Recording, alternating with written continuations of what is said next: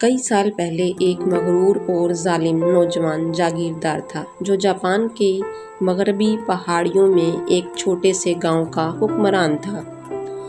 اس نے تکبر سے کہا کہ میرے گاؤں میں بوڑھوں کی کوئی ضرورت نہیں، وہ نہ تو مفید ہیں اور نہ ہی روزی کمانے کے قابل ہیں، اس لیے میں حکم دیتا ہوں کہ 71 سال سے زیادہ عمر کے ہر فرد کو گاؤں سے نکال دیا جائے اور پہاڑوں پر مرنے کے لیے چھوڑ دیا جائے۔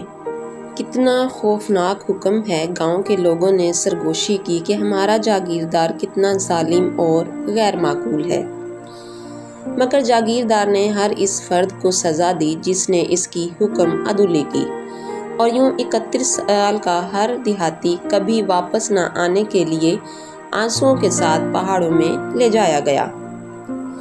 ایک خاص کسان اپنی ماں کے ساتھ ہنسی خوشی رہا کرتا تھا، تاہم جوں ہی سال گزرتے گئے ماں بوڑھی ہوتی گئی اور بہت پہلے وہ 71 برس کی خطرناک عمر کو پہنچ گئی۔ کسان نے سوچا کہ کاش وہ کسی نہ کسی طرح ظالم جاگیردار کو دھوکہ دے سکتا، مگر گاؤں کی کتابوں میں درج تھا کہ اس کی ماں 71 برس کی ہو چکی ہے۔ پھر ایک دن ماں خود جاگیردار کے خوفناک حکم پر بولی۔ اس نے کہا، ٹھیک ہے میرے بیٹے، مجھے پہاڑوں پر لے جانے کا وقت آ گیا ہے، ہمیں ضرور جلدی کرنی چاہیے اس سے پہلے کہ جاگیردار اپنے سپاہی بھیج دے۔ وہ اس بات پر بالکل پریشان دکھائی نہ دی کہ اسے پہاڑوں پر مرنے کے لیے جانا تھا، لیکن کسان بے حد پریشان دکھائی دیا۔ کسان نے افسردگی سے کہا، میری پیاری ماں، مجھے اس کام کے لیے معاف کر دیں جو کام میں نے ضرور کرنا ہے۔ وہ اگلی صبح اپنی ماں کو کندھوں پر اٹھا کر پہاڑوں کی جانب ڈھلوان راستے پر چل پڑا۔ وہاں پر پرندوں کی آواز بھی نہ تھی اور انہوں نے درختوں میں سے ہوا کے نرم شور کے گزرنے کی آواز سنی۔ بیٹا آہستہ چلا کیونکہ وہ اپنی بوڑھی ماں کو پہاڑوں پر چھوڑنے کا سوچ کر برداشت نہ کر سکا۔ وہ اوپر چڑھتا گیا، وہ رکنا چاہتا تھا اور اسے پیچھے نہیں چھوڑنا چاہتا تھا۔ جلد ہی اس نے اپنی ماں کو ان درختوں سے چھوٹی شاخیں توڑتے ہوئے سنا جو انہوں نے پیچھے چھوڑے تھے۔ اس نے پوچھا، ماں آپ کیا کر رہی ہیں؟ اس نے نرمی سے جواب دیا، میرے بیٹے پریشان مت ہو، میں درختوں کی شاخیں توڑ رہی ہوں تاکہ تمہیں واپسی کا راستہ نظر آئے۔ میں صرف راستہ بنا رہی ہوں، لہٰذا تم گاؤں جاتے ہوئے راستہ نہیں بھولو گے۔ آپ اب بھی میرے بارے میں سوچ رہی ہیں؟ اس نے حیرانی سے پوچھا۔ ماں نے سر ہلایا۔ اس نے جواب دیا، یقیناً میرے بیٹے، تم ہمیشہ میرے خیالوں میں رہو گے، کوئی دوسرا کیسے ہو سکتا ہے؟ اس نے کہا، ماں میں آپ کو پہاڑوں میں تنہا مرنے کے لیے نہیں چھوڑ سکتا۔ ہم گھر جا رہے ہیں اور کوئی مسئلہ نہیں کہ جاگیردار مجھے کیا سزا دیں، میں آپ کو دوبارہ اکیلا چھوڑ کر کبھی نہیں جاؤں گا۔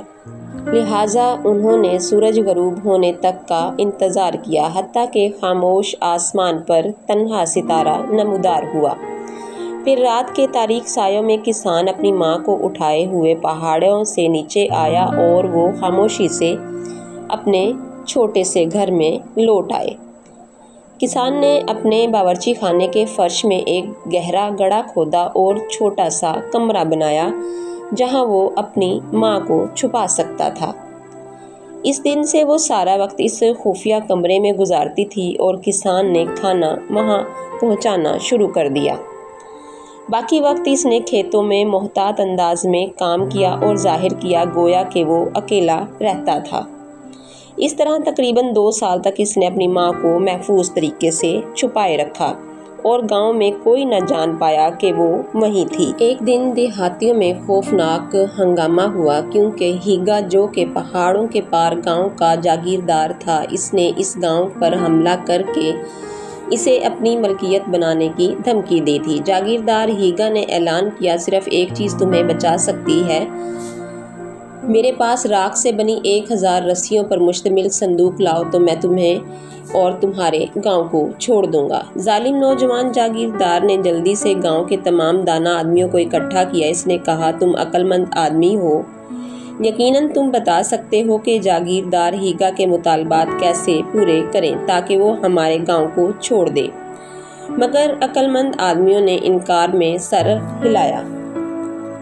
انہوں نے جواب دیا، جہاں پناہ راکھ کی ایک بھی رسی بنانا ممکن نہیں۔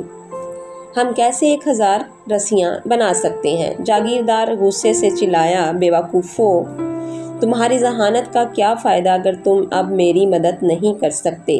پھر اس نے گاؤں کے چوک پر اشتہار لگوایا جس میں سونے کی اشرفیوں کے بڑے انعام کی پیشکش کی گئی کہ کوئی بھی دیہاتی ان کے گاؤں کو بچانے میں ان کی مدد کرے گا، انعام پائے گا۔ نوجوان نے بھی نوٹس دیکھا اور حیران ہوا، اس کی ماں کا کیا ہوگا اگر دوسرا جاگیردار ان کے گاؤں کا حکمران بن گیا، کیونکہ وہ ان کے حکمران سے بھی زیادہ ظالم تھا۔ جب ماں نے اپنے بیٹے کو پریشان دیکھا تو ماں نے پوچھا کہ بیٹا تم کیوں پریشان ہو؟ تو بیٹے نے جواب دیا کہ ماں، دوسرے گاؤں کے جاگیردار نے ایک شرط رکھی ہے کہ اگر تم وہ شرط پوری کرو گے تو تمہارے گاؤں پر حملہ نہیں کیا جائے گا۔ اس نے ماں کو شرط بتائی تو ماں جو ہے اس شرط پر ہنسنے لگی۔ ماں نے کہا، تم سب نے ایک کام کرنا ہے کہ عام رسیوں کو نمک کے پانی میں ڈبونا ہے اور اس کو خشک کرنا ہے اور اس کے بعد اس کو جلانا ہے تو وہ اپنی اصلی حالت میں برقرار رہیں گی اور تمہارے پاس راکھ کی رسیاں موجود رہیں گی۔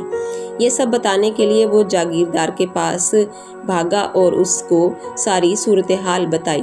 جاگیردار نے اس کی بات سنی اور اس کی عقل مندی پر اس کو شاباشی دی اور بہت سا انعام دیا۔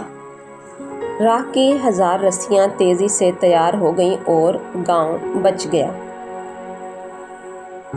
جاگیردار نے کہا، تم گاؤں کے تمام عقل مندوں سے زیادہ عقل مند ہو۔ جب اس نے کسان کے حل کے متعلق سنا تھا۔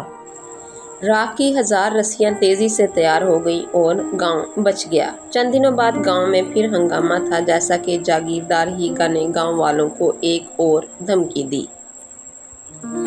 اس مرتبہ اس نے ایک شہتیر بھیجا جس میں ایک چھوٹا سا سوراخ تھا اور لمبائی کے رخ پہ 7 مرتبہ مڑا ہوا تھا، اور اس نے مطالبہ کیا کہ ایک ریشم کا دھاگا سوراخ میں سے گزارا جائے۔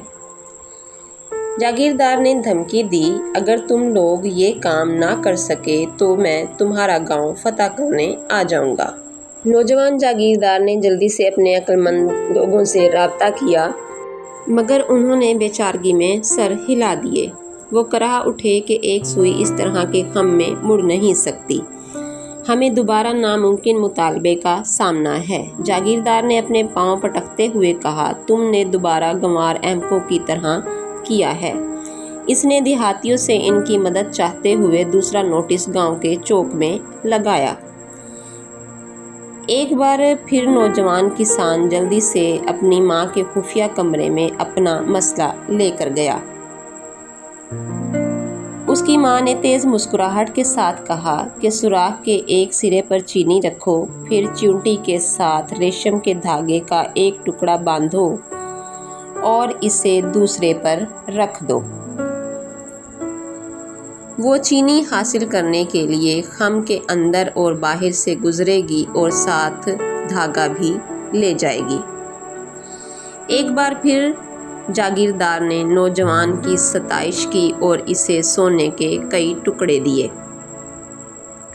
اس نے شائستگی لہجے میں کہا، تم کمال کے آدمی ہو اور تم نے گاؤں کو دوسری بار بچایا ہے۔ مگر جاگیردار کے مسائل ابھی بھی ختم نہ ہوئے، کیونکہ چند روز بعد جاگیردار ہیگا نے ایک اور مطالبہ بھیجا۔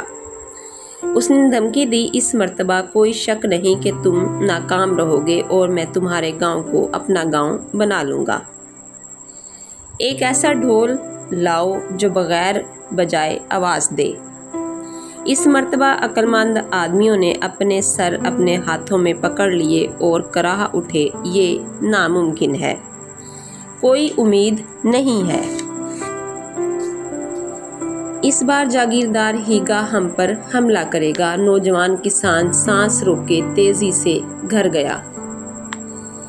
ماں ہمیں ایک اور مشکل مسئلہ حل کرنا ہے ورنہ جاگیردار ہیگا ہمارے گاؤں کو فتح کرے گا۔ اور اس نے اپنی ماں کو ناممکن ڈھول کے بارے میں بتایا۔ تاہم اس کی ماں مسکرائی اور جواب دیا، کیوں، یہ ان سب سے آسان ہے۔ ایک ڈھول بناؤ جس کے اطراف کاغذ کے ہوں اور اس میں شہد کی بڑی مکھی رکھو۔ جو ہی وہ باہر نکلنے کی کوشش کرے گی یہ بھن بھنائے گی اور اپنے آپ کو کاغذ سے ٹکرائے گی اور تمہارے پاس ایسا ڈھول ہوگا جو بغیر بجائے آواز دے گا۔ اس طرح آپ اس گاؤں کے ذہین آدمیوں سے کہیں زیادہ ذہین ہیں۔ اور وہ نوجوان جاگیردار کی طرف دوڑا یہ بتانے کے لیے کہ جاگیردار ہیگا کا تیسرا مطالبہ کیسے پورا کرنا ہے۔ جب جاگیردار نے جواب سنا وہ بہت متاثر ہوا۔ اس نے کہا، یقیناً تم جیسا نوجوان میرے تمام عقل مند آدمیوں سے زیادہ عقل مند نہیں ہو سکتا۔ مجھے سچ بتاؤ کہ ان تمام مشکلات کو حل کرنے میں تمہاری کس نے مدد کی؟